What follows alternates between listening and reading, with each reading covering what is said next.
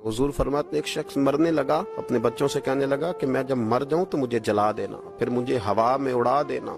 पुत्र मुझे उड़ा देना, मुझे बड़ा डर लगता है, अगर रब ने मुझसे हिसाब पूछा तो मैं काबिल नहीं हूँ, अगर उसने मुझसे हिसाब लिया तो बड़ा सख्त हिसाब लेगा। हुजूर फरमाते हैं, बुखारी में मौजूद है, उसके बच्चों ने इसी तरह किया। उसके मरने के बाद उसे जलाया, हवा में उड़ा दिया।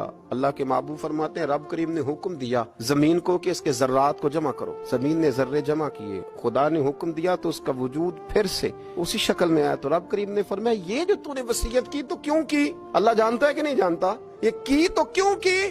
तो वो पड़ा कहने लगा, अल्लाह मेरे अंदर तो ताकत नहीं थी तेरे सामने खड़ा होकर हिसाब दे सकूं, तुझे मनाने के लिए तेरे खौफ से डर गया।